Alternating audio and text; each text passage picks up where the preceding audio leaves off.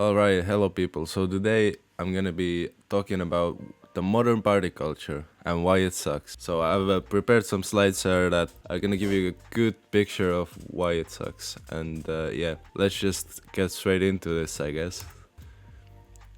What is different about modern party culture? You might be asking yourself, right? That is completely understandable. Some people just haven't been to a modern party, so maybe they don't know. But yeah, dance parties are becoming more and more relevant. This one thing, like parties becoming more and more relevant, this also leads to all the other like bad parts about the modern party culture, like a lot of meaningless connections. That is also because of the amount of dance parties that there is. Also, peer pressure at an all-time high.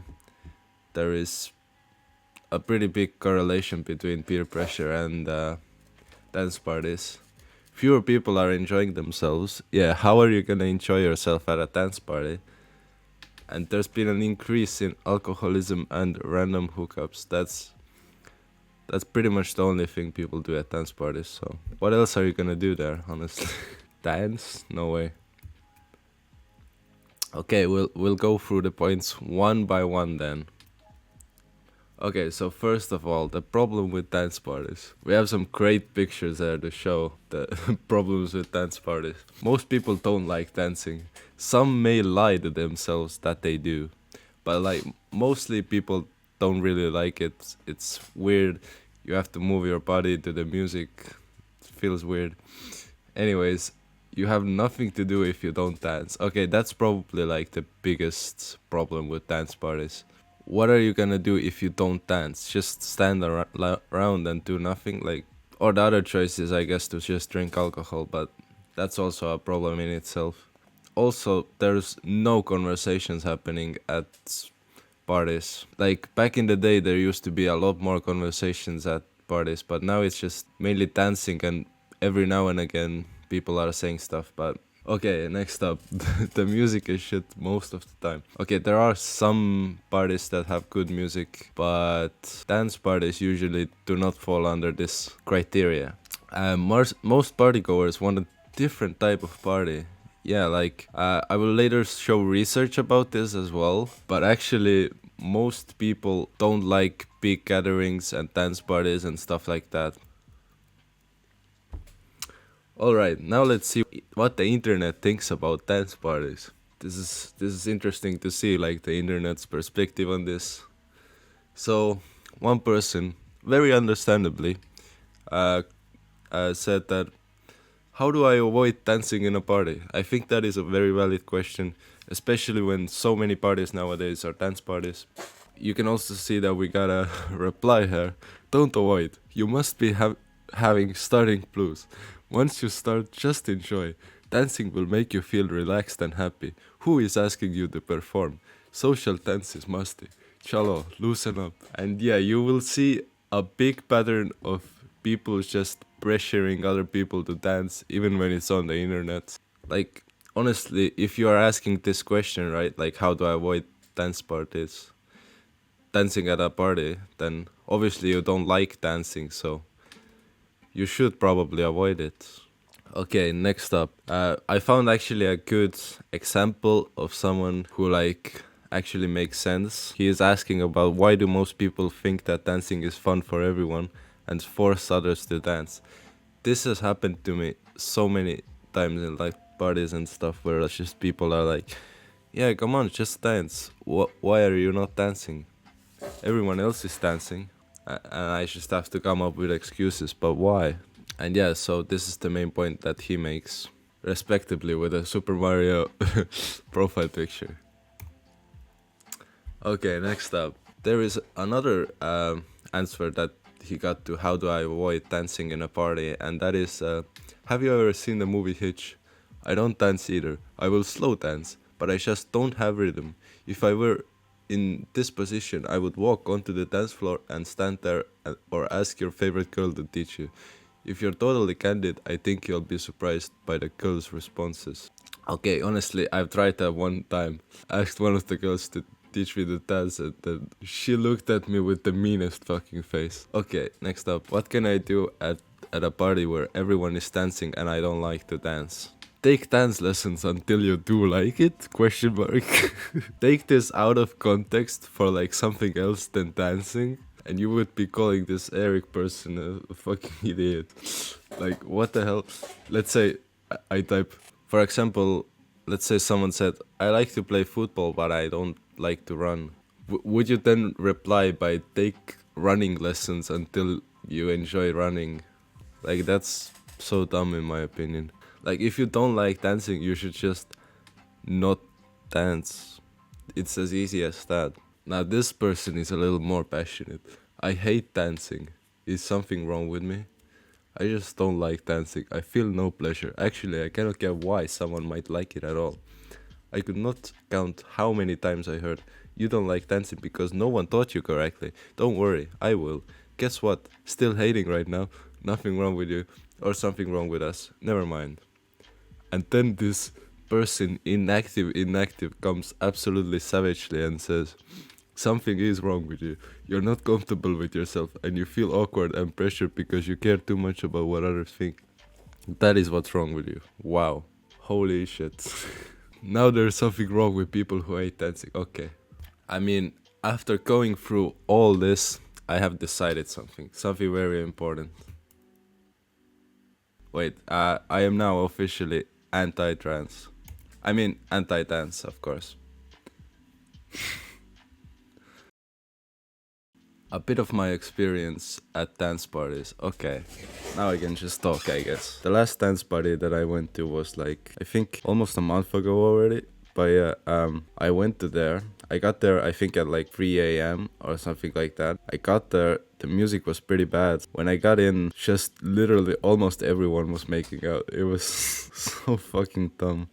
Either making out or dancing. Yeah, and I was like, what the hell am I meant to do at this party? There's like no people talking to each other. I don't know, when I go to parties, I like to mainly just talk to people and have fun. I don't know. To me, it's so weird that people are like only dancing or some shit these days. When you are in that situation, right? Like you're at a dance party but you don't want to dance. There is so less that you can actually do because everyone else is dancing. So you're like, what do I do then? Doing nothing. Also kind of like dumb. So I just left. That I was at the party for like 30 minutes or something. That is enough for my experience. Okay, let's talk about meaningless connections now. So there isn't much to say about this. It's pretty obvious. There can't be many meaningful connections if there are like no conversation, because at dance parties the music is so loud you can barely even conversate, you know. There are maybe some conversations happening out in like the smoking area or something, but they're so like on the surface bullshit. That's it for that. Okay, so I have some actual research here to back up my claims. So, are college students happy in contemporary party and hookup culture? This is an important thing because, as I earlier said, that people are feeling less fulfilled and happy, you know. So this study actually like shows about this in more depth. 4 perspectives emerged from the analysis, pretty much. 10% answered in affirmative that they were happy. 29% reported that the peers seemed happy, but others seemed unhappy. So I don't even know what the point of bringing that up. Like, how can that be under the same 33%? Anyways, next up, 29% and 33% perceived that partiers were momentarily happy with drinking and hooking up, but happy until the next morning when they experience regret, embarrassment, anxiety, depression, and loneliness. So yeah, that's one of the problems of that. And the last group, 27%, were convinced that their peers were unhappy and unfulfilled, and echoed that many seek escape through the weekly habits of drinking and hooking up. So yeah, people are not very happy with all this. That's what we learned from this one, pretty much. So next up...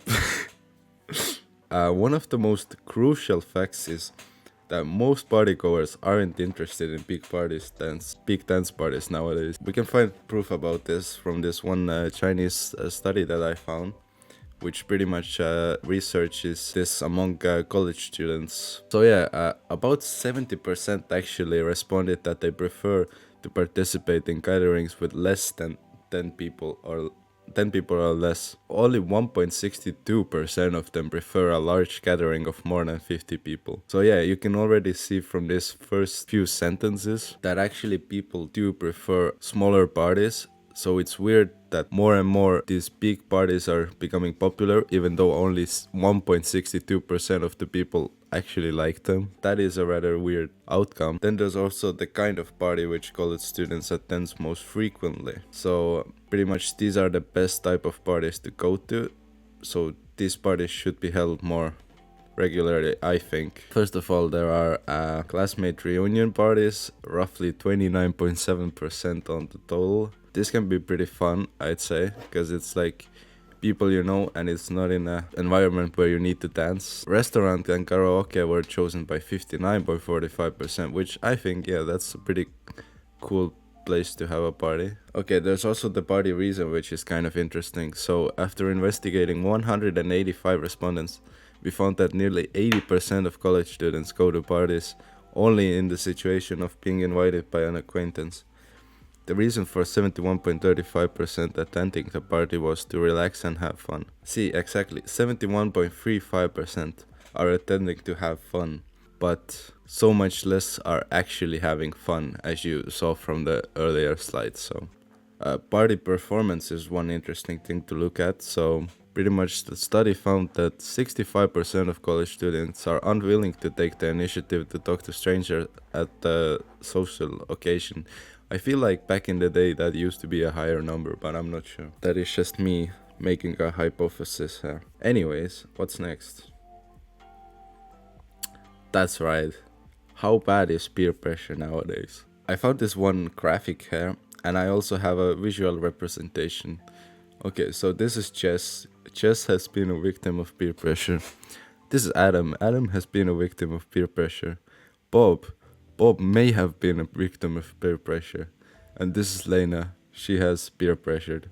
So yeah, here is the actual visual of it. How often do you experience peer pressure in regards to alcohol?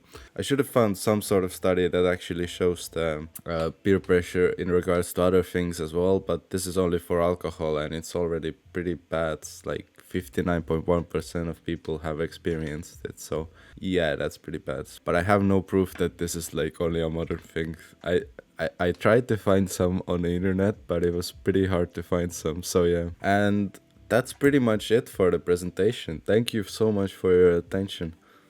This was really fun to grade, and I hope that all of you enjoyed this presentation and can get something valuable out of this. Goodbye and have a nice day.